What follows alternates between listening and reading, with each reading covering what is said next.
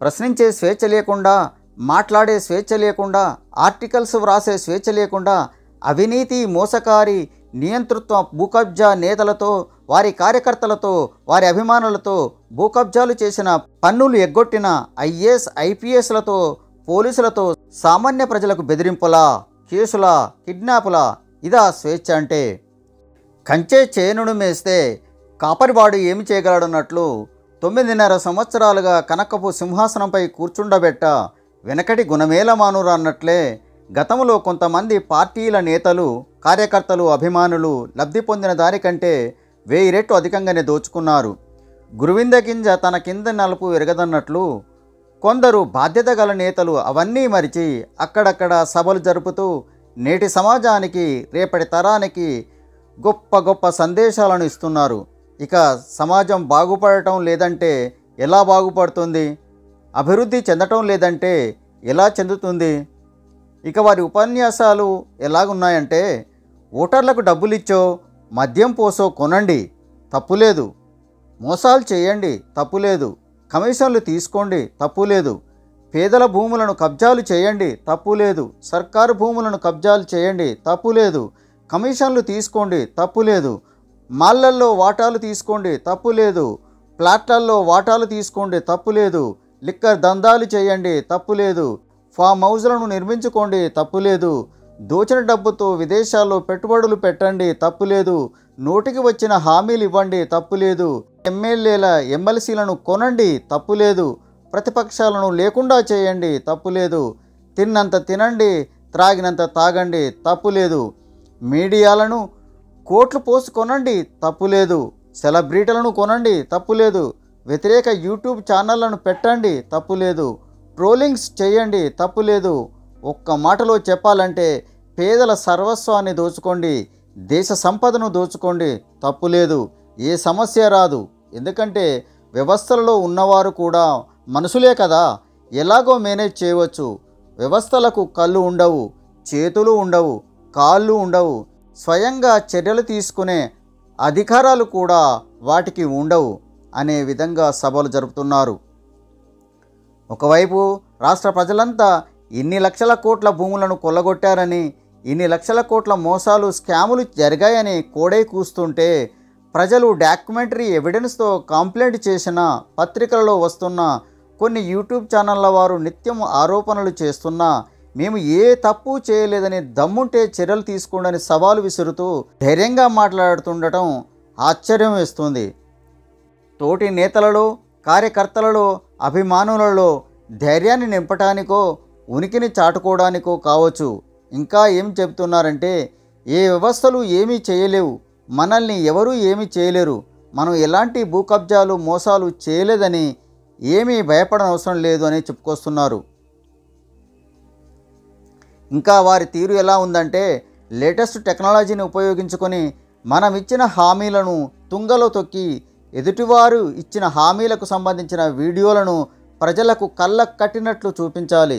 రైతుల తరపున, నిరుద్యోగుల తరపున, మహిళల తరపున, వృద్ధుల, వికలాంగుల తరపున పోరాడాలి. అప్పుడు ప్రజలు, ప్రభుత్వంలో ఉన్నవారు నిజంగానే అబద్ధాల కోరులు, మోసకారులని నమ్మి రేపు మనకు ఓట్లు వేస్తారు, మనం గెలుస్తాము, మళ్ళీ అధికారంలోకి వస్తాము, మళ్ళీ దోచుకుంటాము అనేది కొందరు బాధ్యత గల ప్రతిపక్ష నేతల భావన, సందేశం. 9.5 సంవత్సరాల కాలంలో ఇచ్చిన హామీలను నెరవేర్చకుండా ఎదురుదాడి చేయడం రాజకీయాలలో ఒక భాగమా? ఒకవైపు భూకుంభకోణాలు, బినామీల దందాలు బయటపడుతుంటే వీరు ఏ ధైర్యంతో మాట్లాడుతున్నారో సామాన్య ప్రజలకు మాత్రం అర్థం కావడం లేదు. రాజకీయాల్లోకి వస్తే, అధికారంలోకి వస్తే ఏమైనా చేయవచ్చునా? వ్యవస్థలను ఎలాగైనా తప్పించుకోవచ్చనే విశ్వాసమా?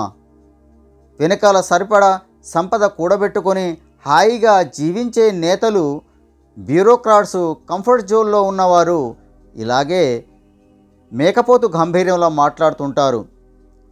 ఎన్నో నీతులు చెబుతారు, సామెతలను ఉటంకిస్తారు, సుమతి పద్యాలు, వేమన పద్యాలు చదువుతారు, పిట్ట కథలు చెబుతారు. అదే ఆకలితో అలమటించే పేద, మధ్యతరగతి వారు, బాధల్లో ఉన్నవారు, డబ్బు లేక, ప్రశ్నించే ధైర్యం లేక ఎదిరించే శక్తి లేక దీనంగా మాట్లాడతారు. మరికొందరు మనకెందుకులే అని మౌనంగా ఉంటారు. అంతేకాదు ఇంకా ఆ కంఫర్ట్ జోన్లో ఉన్న నేతలు ఎలా అనుకుంటున్నారంటే ప్రజలకు జ్ఞాపకశక్తి తక్కువ, మనం ఇచ్చిన హామీలను ఎప్పుడో మర్చిపోయి ఉంటారు.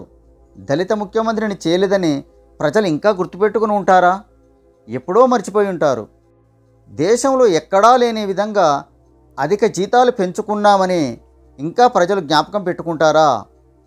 నిరుద్యోగ భృతి ఇస్తామని, నిరుద్యోగులకు 2 లక్షల ఉద్యోగాలు ఇస్తామని, రైతులకు రుణమాఫీ చేస్తామని, వరి వేస్తే ఉరి అని, దళితులకు పేద రైతులకు 3 ఎకరాల భూమి ఇస్తామని, డబుల్ బెడ్రూమ్లను కట్టిస్తామని, నీళ్లు నిధులు నియామకాలు చేస్తామని, ఆత్మగౌరవం కోసమే తెలంగాణ అన్నామని, ప్రశ్నించడానికి ధర్నాలు రాస్తారోకోలు చేసుకోవడానికి స్వేచ్ఛనిస్తామని, ఉద్యమకారులను ఆదుకుంటామని, మీడియా మిత్రులకు 250 గజాల ఇంటి స్థలం ఇస్తామని, దళిత బంధు బీసీ బంధు ఇస్తామని, మైనారిటీకి రిజర్వేషన్లు కల్పిస్తామని, కుల సంఘాలకు నిధులు ఇస్తామని, బీసీ కార్పొరేషన్లను ఏర్పాటు చేస్తామని ఇప్పుడు చేయలేదని ప్రజలకు ఇంకా గుర్తుపెట్టుకుని ఉంటారా?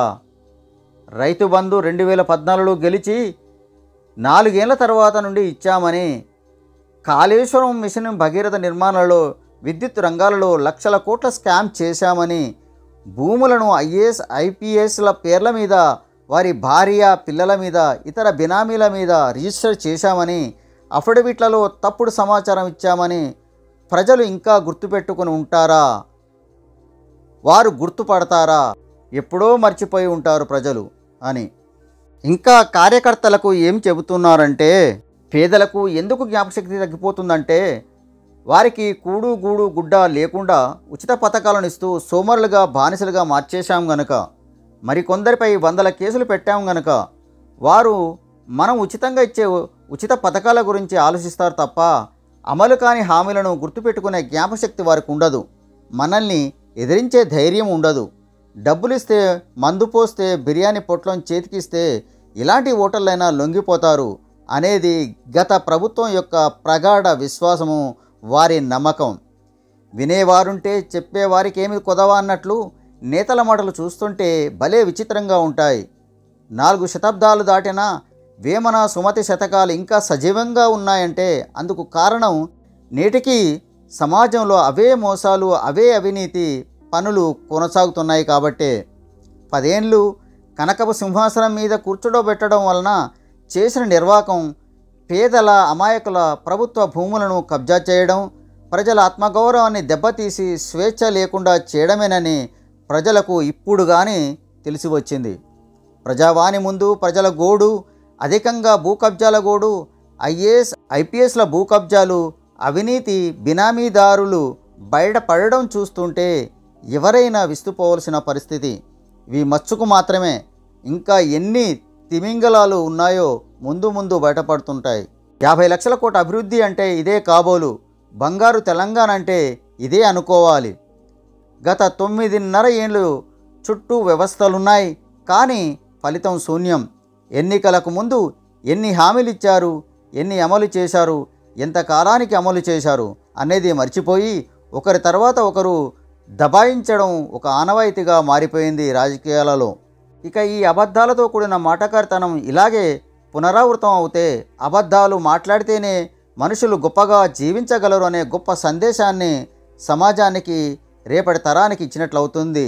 ఒక పార్టీ వందలాది ఓటు బ్యాంకు హామీలనిచ్చి 3-4 అమలు చేస్తే అదే విధానాన్ని మరొకరు అనుసరించి తాము అధికారంలోకి రావాలని 1000 హామీలు ఇస్తారు. 4-5 హామీలను అమలు చేస్తారు. ఆ తర్వాత వచ్చేవారు ఎలాగో గెలిచి తీరాలని 1,00,000 హామీలు ఇస్తారు. అందులో 10-11 హామీలను అమలు చేస్తారు. అబద్ధపు ఉచిత ఓటు బ్యాంకు హామీలను తమ రాజకీయాల గెలుపుకు వాడుకోవడం నేరంగా పరిగణించాలి. వారేదో గొప్పగా అన్ని హామీలను అమలు చేసినట్లుగా వీడియోలు వేసి చూపించినంత మాత్రాన ప్రజలు నమ్ముతారా? సామాన్య ప్రజల కంటే ఎక్కువగా లబ్ధి పొందిన తోటి నేతలు, కార్యకర్తలు, అభిమానులు నమ్మవచ్చు, జైకొట్టవచ్చు, చప్పట్లు కొట్టవచ్చు, రెచ్చగొట్టవచ్చు, వారితో ఫోన్లు చేయించి విసిగించమంటే విసిగించవచ్చు, వారు ధర్నాలు చేయమంటే చేయవచ్చు. కానీ మెజారిటీ ఓటర్లు విశ్వసించరు. ఇలాంటి ట్రిక్స్ వలన ప్రజలలో చులకన భావం ఏర్పడుతుంది. ఎదుటి పార్టీలే అధికంగా లబ్ధి పొందుతాయి.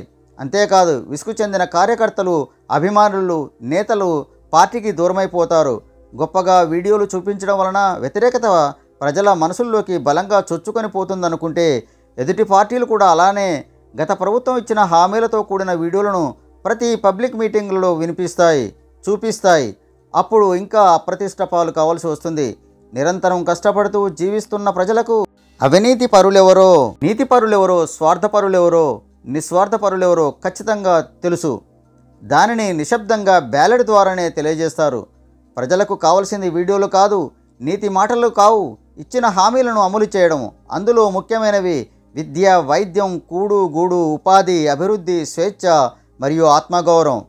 ప్రశ్నించే స్వేచ్ఛ లేకుండా, మాట్లాడే స్వేచ్ఛ లేకుండా, ఆర్టికల్స్ వ్రాసే స్వేచ్ఛ లేకుండా అవినీతి, మోసకారి, నియంతృత్వ భూకబ్జా నేతలతో, వారి కార్యకర్తలతో, వారి అభిమానులతో, భూకబ్జాలు చేసిన, పన్నులు ఎగ్గొట్టిన ఐఏఎస్, ఐపీఎస్లతో, పోలీసులతో సామాన్య ప్రజలకు బెదిరింపులా, కేసులా, కిడ్నాపులా? ఇదా స్వేచ్ఛ అంటే? ఎవరైతే స్వేచ్ఛను అందిస్తారని నమ్ముతారో వారికే ఓట్లు వేస్తారు.